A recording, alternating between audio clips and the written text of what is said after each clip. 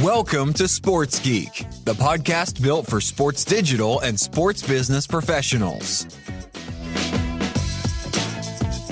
And now, here's your host who is planning international travel, Sean Callanan. Thanks, DJ Joel. Yes, my name is Sean Callanan, and welcome to episode 358 of Sports Geek.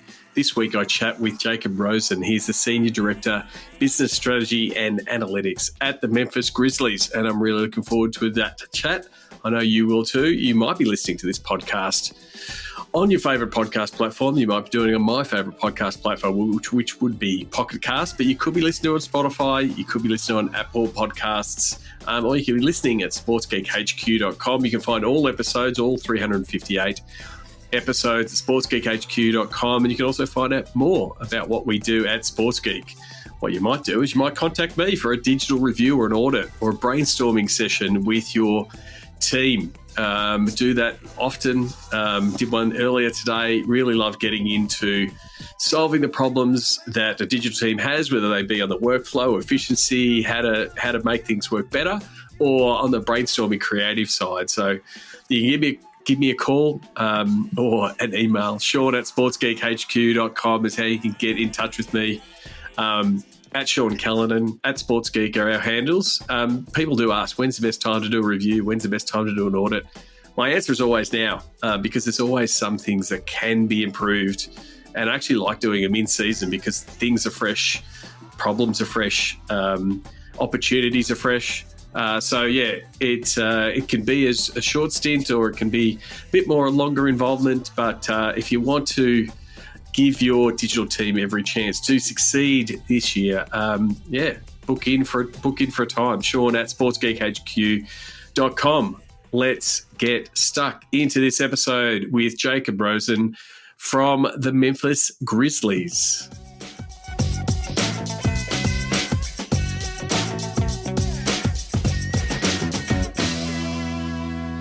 Very happy to welcome Jacob Rosen. He's the Senior Director of Business Strategy and Analytics at the Memphis Grizzlies. Jacob, welcome to the podcast.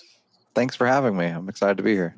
Not a problem at all. Not a problem at all. As I always do, I always start trying to find out how people get into sports. And when I was looking at your background, you did a multitude of roles, interning and different roles before your first official job. So there's a bit to unpack there. But how did you get your break into sports? I was a writer first. I met my wife in college newspaper, but I've been writing email newsletters before they were cool to my friends and family. That started probably when I was 14 years old. I got fed up with the college football rankings and the BCS that was in place at the time, and just started writing about it. And I would put together a newsletter, and then I started contributing to some Cleveland sports websites from where I'm from in Ohio. And those connections helped keep me afloat in the sports industry. And I would post a lot on Twitter, and that's kind of what led me to where I am today. A lot of writing, a lot of getting into data, and always wanting to be in a position like I am today, but not knowing for a long time how to do so. So it took me some winding roads, some nonprofit worlds, lots of things that weren't sports, to eventually an MBA and actually working in this space. So I just want to dive into that because there's a lot of, I guess, misconception of what is sports and what are the roles in sports, and also what you want to do. And you sort of said you're in that writing space. So you were sort of, doing it because it was a passion, but then you started getting some intern roles in media relations and those kind of things. How important were they to, start to understand the business behind sport? They were great. I learned a ton from those experiences. I wasn't even a media or journalism major in undergrad. I was majoring in math. I was told a long time ago, 20 years ago, how the media and journalism space was going to face some challenges, and it certainly has. But I was always majoring in different things and then doing these things on the side, blogging, writing, interning for the minor league baseball team. And through that, it was just connections one after the other. I worked hard. I spent a lot of summers in minor league baseball. I have lots of stories of that. But I just kind of leveraged each one internship, connection, related but non-related opportunities to meet the next person, to see the next thing. And so I didn't major in sports management or anything like that in undergrad. And I didn't do that right when I finished school. But that eventually led me to doing sort of the hard transition through a sports MBA program. And that's where I really put everything into sort of overdrive with networking all day long, meeting new people, having visitors come to our program, and then actually putting my weight to figuring out what I could do to combine the math side, the data side with other roles in sports that weren't just about sort of the writing or the social media aspect of things. And was it that part of, I guess, the math and the looking at the numbers that was drawing you to the, analytics? I mean, you sort of had that passion for sports journalism or, writing about things you were passionate about, but did you start sort of leaning on your skill set and then realizing, well, here's a real because, around that time, 2015, 2016, there was a real growth and a real spike in desire to better understand data. Like, I think there was a fine every time someone mentioned big data at C Conference for a couple of years there. But there was real, there was a bit more hiring, a bit more focus on understanding your data. And do you think that, was that sort of why you sort of lent in and started looking at that as a vertical? I looked at it from way back before then. I like to say that I'm part of the Moneyball generation of sort of this generation of young people who grew up with Moneyball and sabermetrics as just the way with which we were consuming sport. And so I made the decision to major in applied mathematical economics in undergrad in the mid-2000 timeframe. So 2005, 2008 was when I really started writing about data in sports, analytics in sports, often oriented towards the on-field, on-court product, but not knowing how to put those two things together on the business side. So all I saw was sort of how Moneyball and sabermetrics were affecting the strategy of team performance. And only until, circa then 2015, 2014, as I was doing that MBA program out in Oregon, did I see there's a whole other side of this, including technology and vendors and fans and engagement opportunities and partners that is kind of like Moneyball and a little bit more stable perhaps than, sort of the warnings I'd gotten about journalism and the warnings I was seeing about GMs getting fired or sort of the, security of maybe the on-court performance.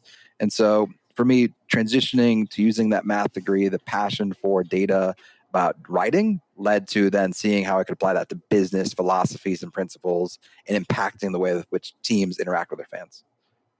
And so one of your first important roles was at Core Software in that role as an analyst and understanding data and the way you put it, the business side of Moneyball. So you're not trying to figure out on base percentage, but you're trying to figure out ticket sales and what commercial sponsorships are worth and sort of applying the same techniques. How important was your time there, working on the vendor side, potentially working with multiple clients, getting a bit of a picture of everyone's different data journey. We talk about everyone being on a data journey and where they are maturity-wise. How important was your time at Core? Indispensable. I'm very thankful for the relationships. It all started from Russell Scabetti, who came to speak to our classes at Oregon for a couple of days when I was in school there. And I didn't really know anything about Core or about any of the sort of vendors or technologies that sports teams use on the business side. But if it weren't for Russell coming to our class, speaking about CRM, it opened my eyes to the whole world. I was Core's first client-facing business analyst hire. Core as a company was founded and headquartered in Vancouver, where they have all of their programming development headcount. I was based in New York and thus working with every single client Core had. So there were hundreds of clients across all the major leagues, college properties, minor league properties. And so I like to compare it to a crash course MBA. I had done 2 years of full-time MBA. I had an internship in that regard too. And then my 3 years at Core were like another MBA and onto themselves. I was networking every day, learning from different teams, traveling a lot, the New York lifestyle. It was great. I learned a ton in those 3 years. I didn't have any such real other relevant analyst experience beforehand. I had the MBA, an internship, and lots of other journalism and media experiences, but I hadn't been an analyst before. So I got to be an analyst for 100 different bosses and stakeholders every day. I learned a ton in that time frame. I got really in depth with Tableau and going to conferences. And through that, it was always a matter of like, okay, where could this lead me? What are these other opportunities and connections that I'm getting to where I want to be eventually long term? I mean, that's the both the unique part of sport and also the challenge. Like if you're doing a CRM for a bank, or you're trying to understand the customers, it's one to many, and a lot of the customers are very similar. But in sports, you've got, where are people seated? How are they seated? Like, it's not as easy just to move someone from row J to row K because it's a game of Tetris. There's so much more complexities in managing sports customers, and it would have been different and unique for each different client you would have had at core. So you would have been sort of in firefighting mode or tackling different problems, because some people had too many fans and the stadium was too full, and some people were trying to fill the stadiums. So was that sort of firefighting mode, like you said, like an accelerated sports MBA in the data side? For sure. The beauty I like otherwise, though, is that it's a lot of the same technologies and tools. Many teams work with Ticketmaster. Many teams are working with Core. So I could jump from a call with an NHL team to an MLS team to a college property or the like, and they'd still have the same CRM systems, applications, ticketing vendors, and more. And so I would always say, and I'd have friends who would ask, like, what sports do you like working with the most, or who's your favorite clients? And a lot of it was the same data. Yes, they all faced all sorts of different problems, which I didn't know about now till joining a team and working for that full time. But at the vendor side, the other thing I appreciated the most was none of these teams were competitive with each other off the court. I could chat with an NHL team and an NBA team and connect them together and help solve different business data challenges. And it wasn't competitive. We were all in sort of our different bubbles, able to help each other, able to network, very sort of free spirit in that regard. And that's not the case in many other industries. It's extraordinarily competitive off, the field or, in everything they do, because that's part of sort of what consumer packaged goods are like, or hotels are like. You're always competitive with each other in everything you do. So that's what I loved, is that I could chat with one sports team, meet another one, see them at a conference, and we're all just talking about solving the same problems and being more efficient together. And it wasn't so political or tight-lipped. That's what I kind of appreciate the most about this sort of sports business sort of landscape of us folks that go to conferences together and meet each other, is that we're all just trying to help each other out. There's no attitude, there's no politics about it. It's all in good fun and in trying to help each other out. And so that's my favorite thing. That's what I got to take advantage of from meeting with hundreds of different teams, traveling all the different time. I built relationships. I was just, I think at an energy level, circa my time with Core, that I maybe don't have as much anymore. But during that time of my life, it was a great experience. And then you left Core to go to Vail Resorts, which again is a very different proposition to, a lot of the sports clients you're working with. What were some of the things you learned sort of working on a single business and some of the challenges that they had? Yeah, speaking of competitive landscapes, the world of ski business in North America and Australia has changed rapidly over the last 2 decades. I didn't know a lot about that. I grew up in Ohio. Certainly there are some skiers in Ohio. I skied a few times. I have family friends who are really into it. I didn't know much, but I did know, this from the outside, it's a fascinating sports, recreation, business data challenge and opportunity. Vail was undergoing a substantial growth period of a lot of acquisitions worldwide. They owned at the time 30 different ski areas, not just resorts, sometimes little hills in Ohio and whatnot. And I compared it to as if Vail Resorts was a sports league. Some of those resorts were, the best resorts in the world: Whistler Blackcomb, Park City, Vail itself, and more. And some were, again, those ski hills all across the Midwest, Northeast, and Australia even, that they owned. And so each one of those different locations had their own opportunities. Think of it like a small market, professional sports team, or a big market professional sports team. And they had so much data. And they're a publicly traded company. And so as a publicly traded company, there were, additional processes and reporting considerations that were new to me. We were just operating at enormous scale. There was a 70-person marketing analytics function, and they sold and they still do sell about 1.5 million passes a year. Imagine Wow. if it was the NBA selling season tickets to everyone as the sort of central commercial online e-commerce hub. And that's the scale with which Vail Resorts and obviously Alterra Mountain Company and Icon operate in that space. And so I learned a ton from sort of those 2 years there too. Some really, really bright people working that space, and sort of totally separate from sort of the major stick and ball sports property world. But I was applying some of the same things I learned through my time at Core, my MBA experience, to sort of this different challenge in sports business data.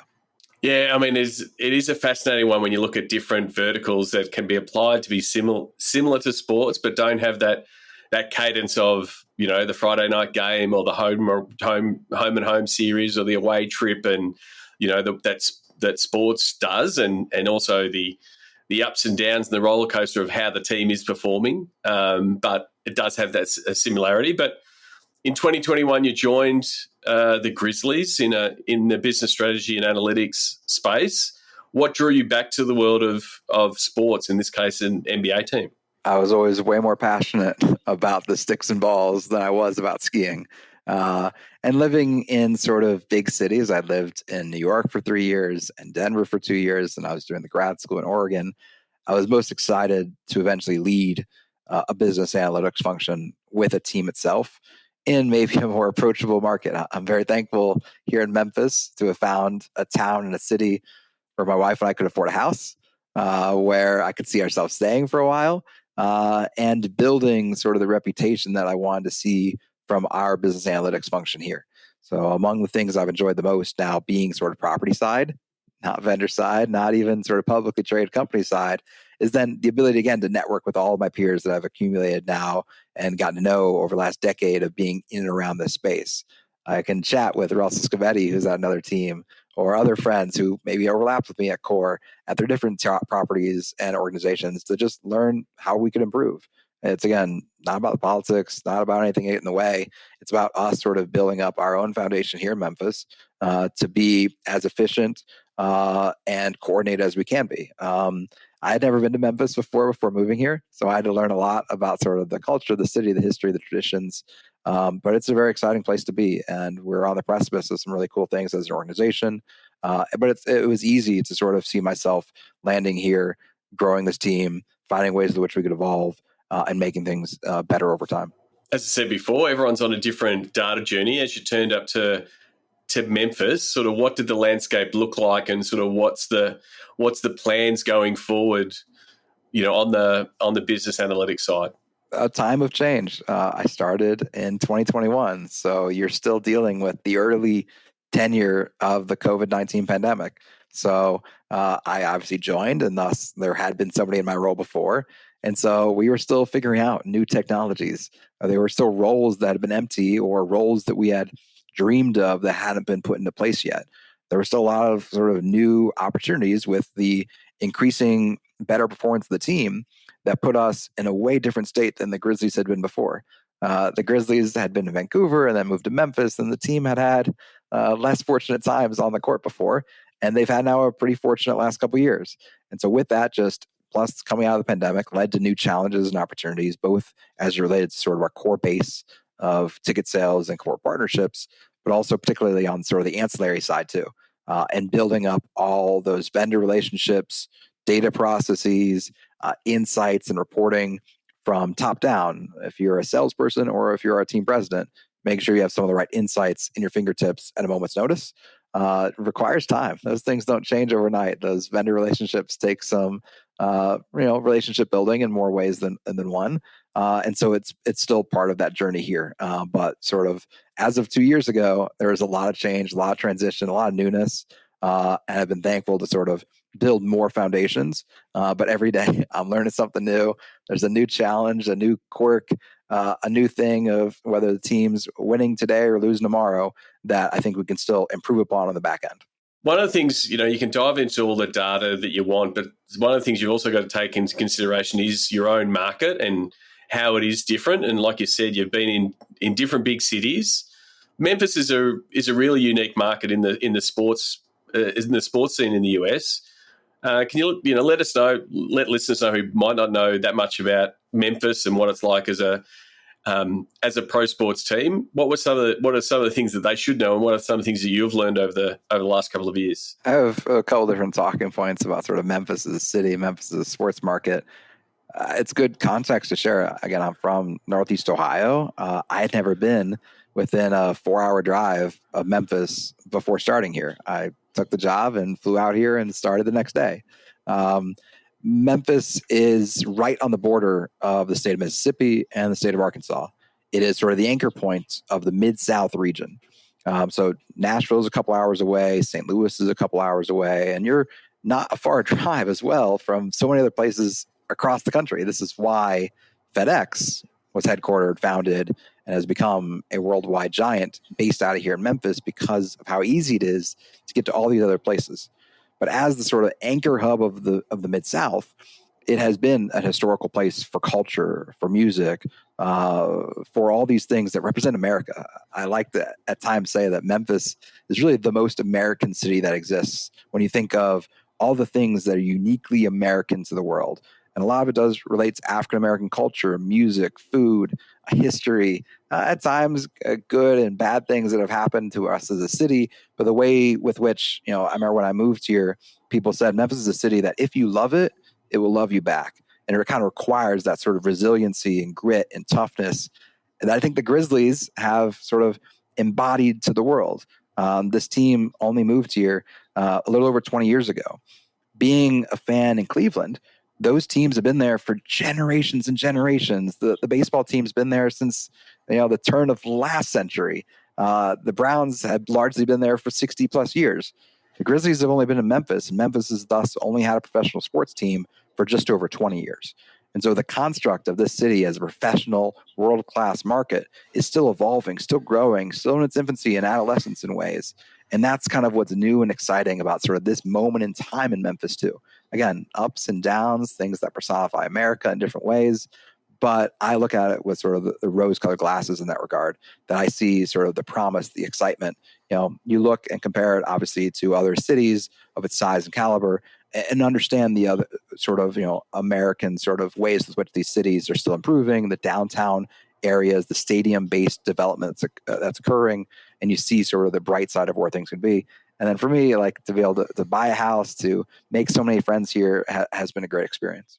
And I think still being, 20 years, still relatively young in a sports franchise piece, you'll probably start now seeing that data coming through of that generational fandom, the people that were there for that first season and are sort of locked in, and now they're bringing their children along. And so, we always talk about people chasing new fans, but when you're in that first 20, 30 years, you're always in that new fan mode and sort of still attracting new fans. So it must be a different, you're tweaking your strategies from a data acquisition point of view, because there's so much new fan data out there that you never know where your next Grizzly fan will come on board. And there's still a lot of first impressions that we can make for people around the region. Again, I think as the sort of anchor point of this region, we're drawing from fans in Southern Illinois and Kentucky and Alabama and Arkansas, Mississippi that are attracted to Memphis as a place, as a people. And so we still have so many things we can do in terms of our engagement with those fans and the ways in which they're hearing about us. Again, they could be new Grizzlies fans tomorrow, whereas an established team or even a team in a market where they found immediate success, they're kind of maybe indexed differently. We can still build sort of the ways in which we're working with our fans, with our loyal fans who have been here now for these 20 years, through the ups and the downs, to now okay, let's show them what we can be on a national stage with team performance, and again, continue to represent Memphis well. So I think it's a really fun sort of new, exciting place to be in terms of what we can affect, in terms of the things that we can test out, innovate for, and then how much people care about us as a franchise, as a representation of our city. The folks that have been here for those 20 years, the folks that helped get this team here, mean so much to sort of our fabric of this organization. And so to see all that come to life, to have been a part of that for a couple of years, to see some of the success we've had and the success we want to have, that's the sort of that keeps me going. Again, in terms of why I made the move here, it makes me more excited every day compared to, yes, I can get up and the skiing industry was fascinating, but it's so much more motivating to see the team performance, to see all the fruits of our labor go into a town, one place, one property, and where it can go from here. One of the things is really important with a data analytics team is working with helping the decision making in other departments, whether they be ticketing, commercial, digital. Is there something that you're either leaning into more or finding success in working with different teams internally and helping them get their results that they need?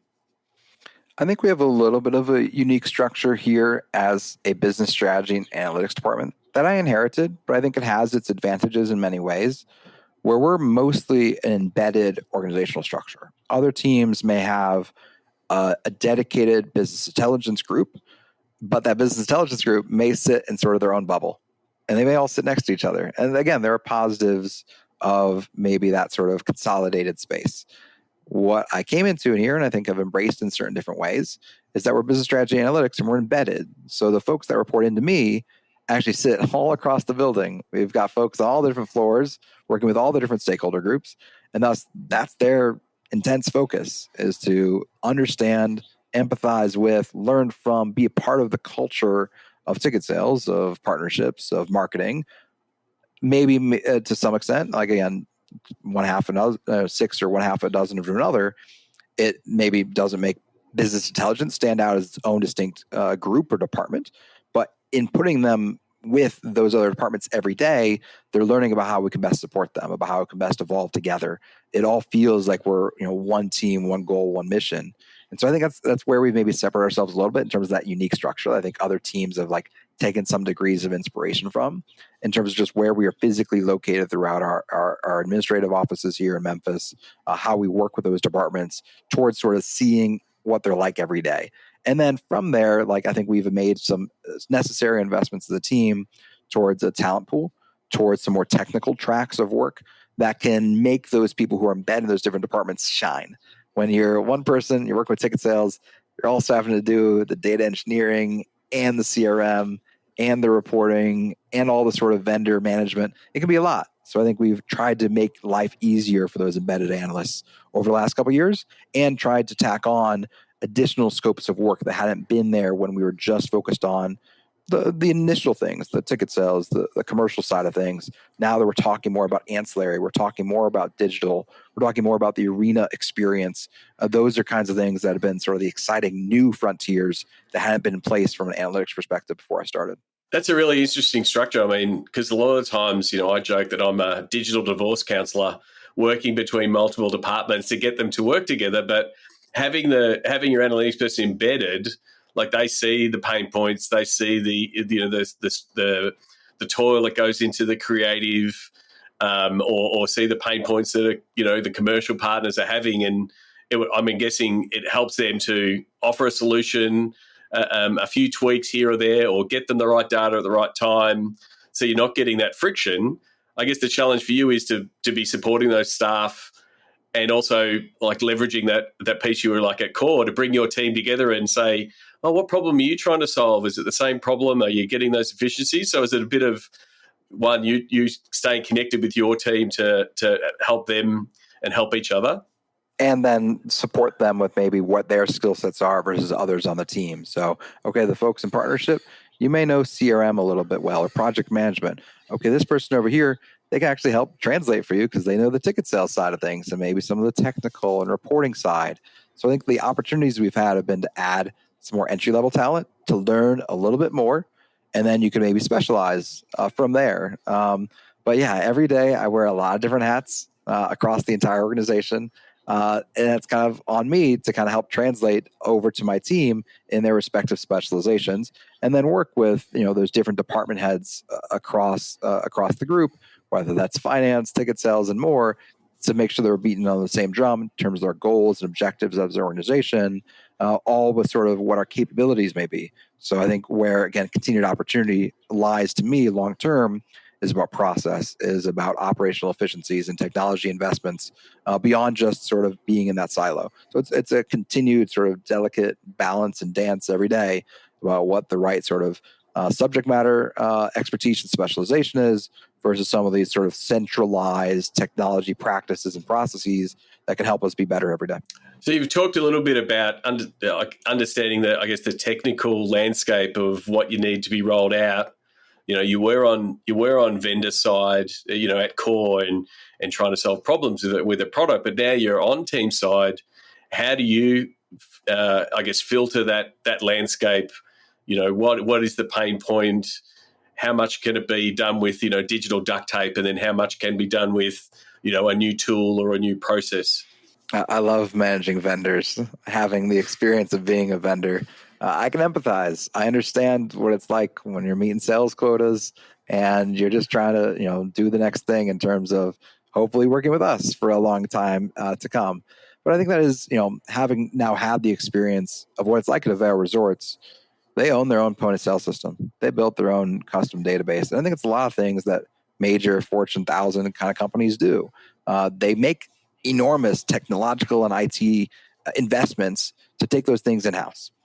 A lot of sports teams operate like small businesses. We're only a couple hundred people. Vail Resorts had 1,000-person headquarters and 70 people in marketing analytics. That's not the kind of investment that every given sports team is going to be able to make. Thus, as you're saying, we do have to patch these things together with different vendors, find the partners that understand those pain points, that can be solution-oriented, both nimble in terms of here's how we're trying to put this all together in terms of the greater picture, but also really sort of tight in terms of we do this one thing and we do it well, and we're going to knock that out of the park, and everything else will fall into place because this one thing is always accounted for. But I joke with my team a lot about the vendor soup that's in my head, about the past history of technologies we've used here. Again, circa 2021, there was a lot of transitions and changes that have already been signed off on circa 2019, 2020. So now as we look towards 2024 shortly, it's going to change and evolve even more. Those things change overnight. They get acquired, they merge, they go out of business. All those things happen all the time. Where I think, again, maybe those teams can find inspirations from larger corporations would be finding ways in which you can, build processes on top of those that can outlive it. How does ticket sales work with CRM? What is the CRM infrastructure beyond just some of the applications that you're using in that regard? What are the ways in which you have reporting that would work even if your point of sale switched? Those things are not easy, but the more documentation and governance, which always comes last in an organization and is a struggle every day, the more of those things you can put in place, I think the better foundation you'll have going forward. That's not a thing that's easy night overnight, and there's turnover in sports a ton. So being here for 2.5 years, I've seen sort of the ups and the downs. I've learned of new categories and new vendors every day, but I'm thankful that I think we're moving in the right direction. We're all sort of motivated together, and it's fun to sort of find something new. My team acknowledges that what gets me most energized is when I'm solving another puzzle. That's what I still love. Even now as a senior director with 6 direct reports and going and working with our team president on lots of long-term projects, I still get the biggest thrill on a given day when it's a new vendor, a new set of data, and a different puzzle to solve. I'm like a kid. So that's sort of the thrill I see within connecting all those pieces together. And I guess the thing about finalizing that puzzle is you've got multiple hands. And so people are working on different parts of the puzzle, and you've got people that are leading the tech or people that are leading the ticketing, and you're looking at it from an analytics point of view. I mean, it is that committee that forms in sports to have that push pull to say, not who wins, but how do you get the best win outcome for everyone? And you want things to be easier, and you want things to hopefully have an impact to the fans. Again, there's a lot I do certainly that's back of house that doesn't touch the fan experience. When we're talking about just the numbers on a page or maybe the financial reporting, I get excited about that. I have an MBA. I understand, what a balance sheet looks like and an income statement and all those kinds of things. But it's then the most rewarding when you see it all impact the fan experience. And it's not just some new technology that they have to on board, but that technology is actually additive. It's new, it's personalized, it makes their life easier. It leads to a more seamless experience. And those things are still evolving, again, because the point of sales are going to evolve. The ways in which they interact with our app have changed and improved. But I think that's where I see continued potential as well. It's like, okay, yes, this is going to require folks from marketing technology and IT and ticket sales and more. But when we see them, the ease and the impact it makes on a fan's experience, or the sort of way that works over time, because it's going to take a lot of work. It's going to take a lot of energy from everyone. But if we can all see that together and see, okay, yeah, it did make a resounding improvement. Look at the sales game over game. Look at the survey results game over game. I think we've done a big investment in surveying and listening to our fans and trying to improve where we can. Each game, each year, each concert. And that's where things I think come to life the most for me is, okay, yes, this took a lot of time, a lot of energy to get started. Now we're seeing this all just moving along. You're managing it, you're maintaining it. Those things take investments and people too. But this is just now par for the course. We have evolved our foundation and our understanding. We don't have to relitigate where we were 2 years ago anymore. We've moved on past that. We still have maybe years to make up, but we're moving on to a newly evolved problem. And is things like that, mobile ticketing, integration with the app, and POS, all driven, like, one, yes, we want better data, we want to understand these things, but from that fan experience, like, because the fan is sometimes, doesn't have a representative there. Like, you're there from an analytics point of view, and the ticket salesperson wants to sell more tickets. It's like, sometimes there's not someone that says, hey, what about the fan? But do you still keep the fan at the core with all of those decisions? Of course, no one's trying to make their lives more difficult or less enjoyable. We want it to be easier for them. We want it to be more seamless for them. And that requires a lot of coordination with different vendors and operators and concessionaires and contracts that we've been managing throughout the history of this building. That's ultimately the goal. There are, ideally 18,000 people here for every game, and we want them to have a great experience as if it's their first game. And we know that, as we were talking about, it is the first game for many people. It is the first concert for many people in our building. We want them to have such an enjoyable time from the moment they park somewhere nearby and making sure they know where to park and that it's safe and it's secure, to getting to our arena, scanning into the building, getting their popcorn or their food item, and then what they're doing and experiencing in their seat. I think we often rank very highly in the NBA in terms of the entertainment and experience of being at the game. And we want that to be the case sort of then, not just at the game, but ways in which you could interact with us digitally. I think we have a very unique voice on social media. That's the way in which fans are expanding and experiencing with us. We have an extensive podcast network of talent and personalities that work under the Grind City Media umbrella. That's all part of sort of that ecosystem of being a Grizzlies fan and finding additional ways to connect with us. That also extends into the app experience too. So I think all those different touch points are little ways in which you want them to be interacting easy, finding ways in which you can kind of connect that experience, that if you're following us on social media or coming to the game, we can show that and reward you for that loyalty too. So I think there's just more improvements that are just more exciting over time to connect all that together for the fan to make it easier and hopefully look after them, that we're not making it more difficult in any fashion. Most definitely. Lucky enough, we did catch up with the return of Seat in Utah this year. I'd love to get your feedback on, one, what it was like coming back to Seat again on the team side, but then also what were some of the discussion points out of Seat when you get all the data geeks together? Because, like you said, you're trying to solve the same problems. What were some of the conversations? I really like some of the conversations that occurred at Seat around both apps and sort of personalization in apps, if we were talking about a moment ago. And then, I think I really like working with the folks at Satisfy Labs on the sort of conversational AI front. It's obviously the token word at many conferences, just like big data was all this time ago. But I think, as now, a property that uses some of these different, technologies and vendors to see what they're thinking about, not just today, but long-term from here. It's fun to me to see when properties and vendors are co-presenting on a certain topic. And so I think, what was being discussed as related to tools like Satisfy, other app providers is always great to see. I've been going to the Sloan conference since before even I started doing my MBA. So I've been there 7 times. This was actually, oddly enough, my first seat. I've always been part of sort of the Seat community because I've been engaging online, but just never happened to go to any of the conferences back in the day. So for me, to get to know Josh this year, to be there in Salt Lake, it's fun to see people, but it's fun to see people sort of under this new sort of auspices, ways with which you're presenting with sort of the partners you really like working with, and hearing about a few different interconnected pieces. That's, again, a lot of times I'm going to conferences to catch up with friends, which was great to do there too. But to hear a couple more ways with which we connect that experience together was what I took away the most. I did want to ask you about AI, because there is that conversational piece, or how can a bot be replying to to a customer or a fan, how it could be trained, and that is still relatively new. But how do you sort of look at that type of new technology, and when is it at a tipping point that it can be deployed, and sort of managing that risk of if it goes wrong? Additive, simple, logic, like again, puzzles. To me, that's kind of how my brain works a lot. That like AI doesn't have to be this complicated, scary, alien type technology, but it can be something that just simply connects the dots from point A to point B, taking different journeys and different pathways. So I think Satisfy is a great example of that, just in terms of providing information, resources to the fans' fingertips at a moment's notice.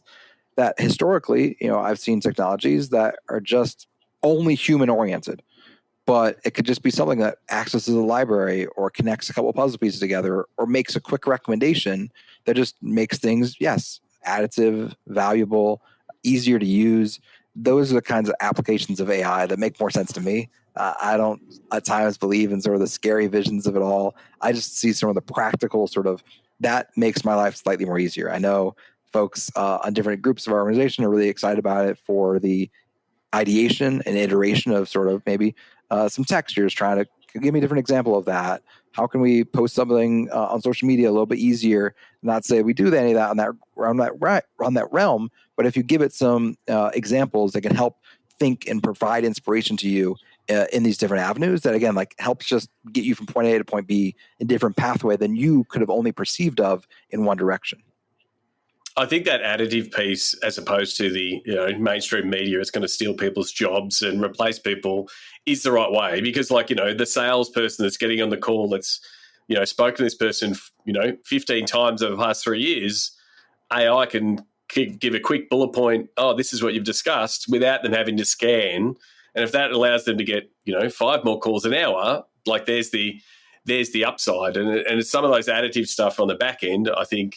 I know from a content creation point of view, we're using it like taking a press conference and it's already transcribed and coded and it's told you what the 5 best quotes are. Like that's 15 minutes that your video editor is not getting back. So I think there's some pieces that will work quite well. And if it can provide inspiration, so, okay, we aren't using that tool or this technology.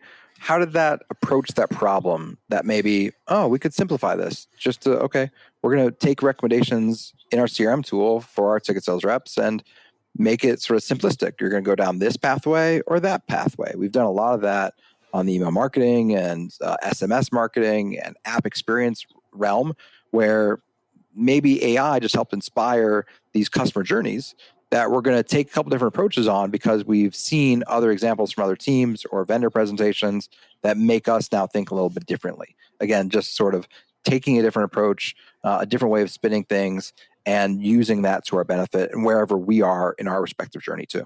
Well, you talked a lot with a lot of enthusiasm about being in the data analytics space and at the Grizzlies. What excites you in the opportunities for you to partner going forward? I'm excited to see sort of where things continue to land as sort of the Grizzlies organization in the years ahead. I think there's a lot of opportunity for us as relates to some of those areas of connecting the data to the fans, adding to sort of their ancillary experiences as relates to food and beverage, merchandise, making it clear how you can be a Grizzlies fans from everywhere. We've made a lot of strides the last 2 years for our app, for our communications, for the ways with which we hear feedback and hopefully enact that feedback back to the fan experience. That's something that I see us doing more and more of. Let's listen to you. Let's take ways with which that can impact our partner relationships, ways with which that can impact the tools and the vendors we're using as sort of that continuous loop. So I can see a world in which hopefully in Memphis, we're adding sort of more talent that could help them maintain that for the years ahead. I would love nothing more than for us to kind of be an organization that's had the reputation of some of those great teams, great properties that are known in this space because of the way we work with each other as a group, the way with which we're kind of sharing that message across the landscape. And then again, evolving and seeing our folks succeed, even if it's not here long term. I hope to look after sort of the folks on my team in their career development. And so I think from the sort of the message I'm sharing here, the message I'm sharing with them every day, I want them to succeed. I want us to succeed. And I think sort of the rising tide will lift all boats at the end of the day. I'm having fun with what we do. And I think our fans should benefit from that in the years ahead. I think that's a really important message to make your team a destination for talent, which is what is, the ops people are trying to do from an on-court point of view. But if you can also do that from an organization point of view to say, hey, if you really want to push the boundaries in business analytics and data, then the Grizzlies are a great place to do that. And if people move on to do bigger and better things, then you'll always have a good opportunity to attract great talent as well. That's what we would love here. We'd love it nothing more. Well, Jake, thank you very much for coming on. I want to get to the Sports Geek Closing 5. Do you remember the first sports event you ever attended? I don't remember precisely. The first sporting event I've been told of memories from, which thus, because I've been told about it for my whole life, I say as my first sporting event I ever attended, was an Ohio State football game in 95. Eddie George was the Heisman Trophy winner that year for Ohio State. And all I know is the story of me being all bundled up. It's November in Ohio. It's freezing cold. Eddie George is running for 300 yards, and I can barely feel my toes. And we're sitting in the last few seats in the upper deck at Ohio Stadium with 100,000 people. So hearing that story has been the thing that sticks out to me as a first sporting event. But I grew up going to all the games in Ohio. My families are huge sports fans. And so it's just that Ohio State experience, even though I didn't go there, that kind of sticks out as the first sort of memory of people talking about me being at a game. Terrific. You would have been a lot of sports events in your time. Do you have a go-to food or a favorite food memory at a sports event? I've had it all over the years. I won't do hot dogs. Too many summers in minor league baseball will do that to you. But here, I think the thing that sticks out to me that now, I get to smell every day is the barbecue nachos we have in Memphis. We have a great partner barbecue restaurant here, Rendezvous. So you're walking around the stadium and you can smell those barbecue nachos. So we had the game last night, and I didn't get them then, but now I'm looking forward to them the next time. It's such a sort of unique Memphis thing. That's been a great sort of experience here that I look forward to the most. Memphis is well known for its barbecue, so that makes perfect sense. What's the first app you open in the morning? It's usually my email. I'm probably too online. It used to probably be Twitter back in the day, but these days I'm usually looking at my email, checking the daily newsletters. I really like, I used to write a regular newsletter, so I really like what Front Office Sports and Yahoo Sports and the local publications here, like the Daily Memphian, are putting together from a day-over-day perspective. So that just kind of helps set my day sort of in motion with, okay, I know kind of what's going on in the world. I have a few different talking points to friends or family or people in the industry, people at work. That's usually how I kind of start my morning. You're obviously way too early doing newsletters email newsletters at 4T, considering the latest email newsletter boom that has taken over the last 18 months. Is there someone that you follow, whether it be a colleague that you may have worked with or work with, or someone that you follow online that the listeners should check out and follow? The two people that are on my mind this week are Jess Smith from Stewart Haas Racing. I followed Jess for years and years. She's fantastic in sort of the marketing and social strategy perspective of the world. She's always coming up with posts or ideas that I don't think about till years later. She's really insightful, always thinking towards better organizational processes and collaboration and strategy. So she's someone, Ward Jess Eagle, that I've loved to follow for a long time. Other one that's on my mind is T. Bettina Cornwell from the University of Oregon. She's been posting some great stuff recently about sports sponsorships. I got to know her when I was out in Eugene. So just shouting out those two folks for things that have made me think most recently, both on the sort of social strategy, marketing strategy, and then sort of the sponsorship impact in sports realm of things. Both terrific nominations. Lastly, what social media platform is your MVP? It's LinkedIn. I suppose it's probably the common one these days.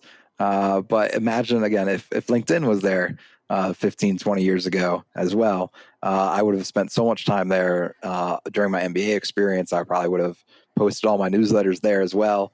I spend probably too much time just catching up with friends, interacting with their content, saving posts. I love LinkedIn these days. I encourage it to sort of all the folks on my team in the industry, young people, start writing. That's what I did, and start sort of seeing what's going on in LinkedIn. It's a great marketplace, and I think they've done well to sort of continue to innovate in that marketplace.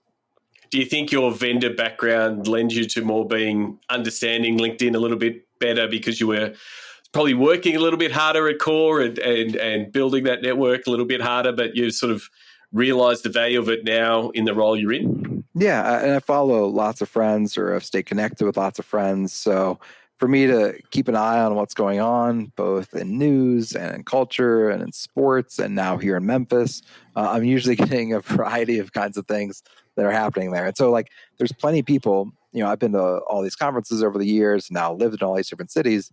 There's lots of people I know from just being online friends, whether originally, sort of to some extent, that was on Twitter, and nowadays more so on LinkedIn, where I just keep up with them. There's somebody, friends I know of who I've actually never met. I think my wife gets sick of it where we travel and I can't just travel. I have to go see the random person on Twitter that I met 10 years ago.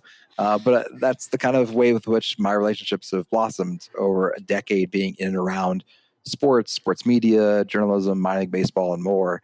Is now I can look forward to, stay in touch with these people, understanding what them and their families are up to, knowing that I'll probably have somebody I can reach out to anytime I'm in any given city in the world.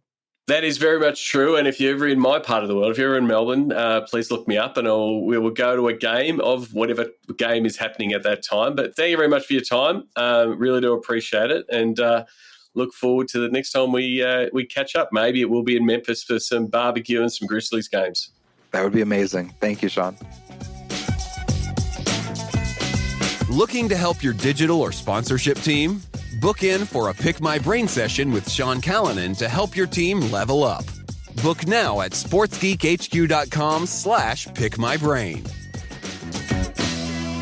Thanks again to Jacob.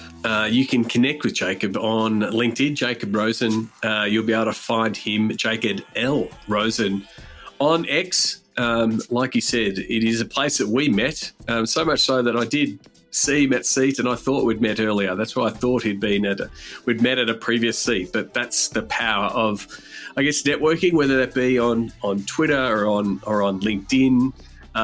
There is a lot of opportunities in the world of sport to connect, and I really do hope you are connecting with the guests, connecting with other listeners who are listening to the podcast. Again, thank you to Jacob. All the links will be in the show notes, as they are every week. sportsgeekhq.com/358.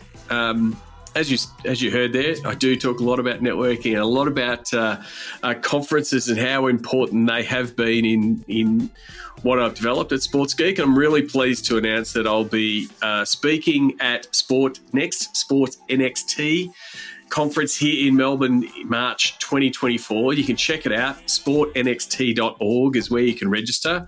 It's going to take place at Centrepoint, Melbourne Olympic Park precinct, right next to Rod Laver Arena.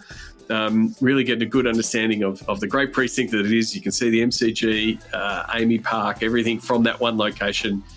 March 19 to 21, 2024. And what I'm really excited about and why I want to be part of it is the breakout stream. So they're going to be breaking out different streams over the 2 days. And they're all topics that I love. And so at the moment, I'm looking forward to speaking. I'm just talking to Scott Dinsdale and the team and Lee and the team to figure out which breakout stream that I want to be involved in, because they're all pretty enticing from my point of view. Commercial revenue, right up the avenue of digital to dollars, emerging digital and technology, what's happening, what's new, social media, obviously, fan experience, brand and marketing, and then sustainability. So they're all topics that we've hit on the podcast, over the past 10 years. So really looking forward to it. Looking forward to sharing the sessions that I will be speaking at and moderating. Looking forward to sharing that, and also some more stuff we're going to be doing with the crew at SportNext. So sportnxt.org is where you can go and register, and I'd love to see you there. Before I wrap up, I want to do a bit about how to tell your boss how digital is going. A lot of the time, early on, for a lot of social and digital, there wasn't a lot of data and there wasn't a lot of analytics.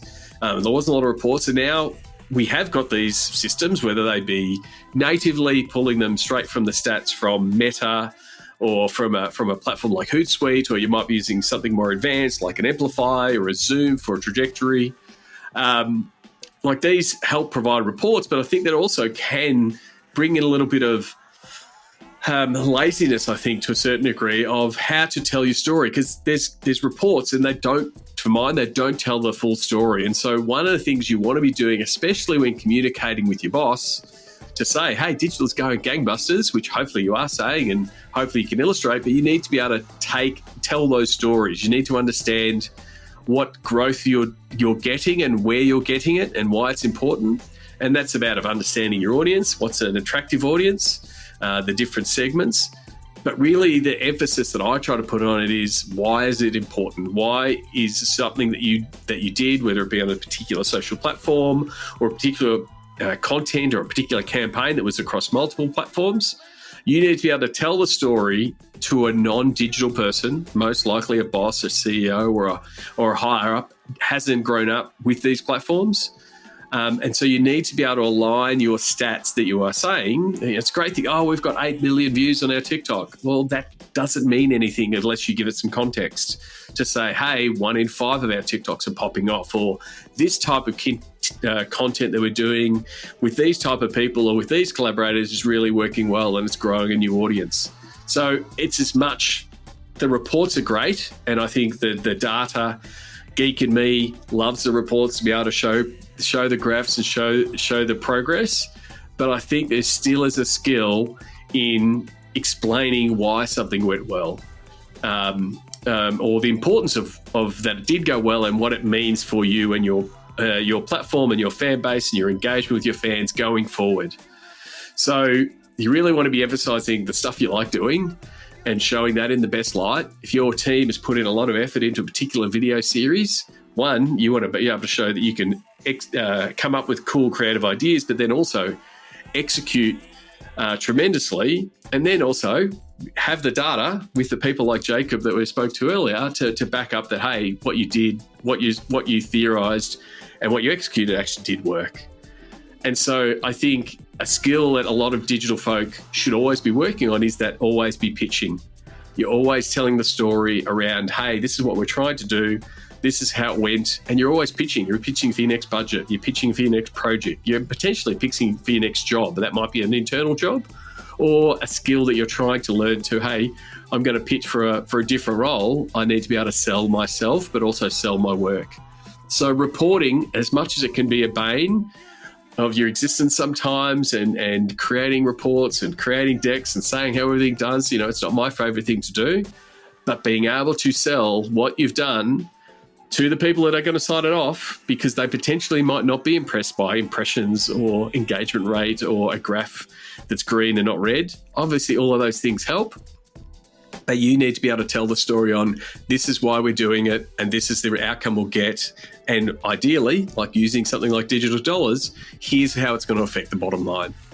So always be working on telling those stories, and some of them will be formal in filling out your reports at the end of a quarter, end of a month, or end of a season. But some of the best reporting and some of the best ways to keep your boss on side from a digital point of view are those little nuggets, those little small case studies. Hey, did you realize we did this and it worked really well? And they're the kind of things that hopefully, potentially, sometimes they stick. If you get your CEO or your boss telling someone else, hey, this is how this went, and this went gangbusters, or did you see this, one of our content pieces went viral? Like if they're telling that story, you're well and truly on your way. So you want, you want to be able to serve up your little digital stories to your boss, to upper management on what you're doing, because then it helps you down the track when you want to grow your team, grow your ambitions, tackle a really big project, because you've got some of those wins in the bank. So that's how I go about it. Always learn how to sell yourself, how to sell your team, and how to sell your work. That's it from me. Until next episode, my name is Sean Callanan, and you've been listening to Sports Geek.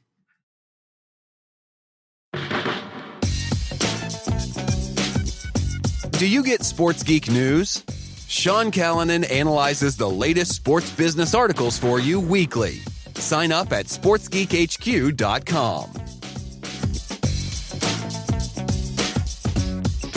Want to help drive more revenue from your digital efforts? Book a time for a call. Go to sportsgeekhq.com/phone call.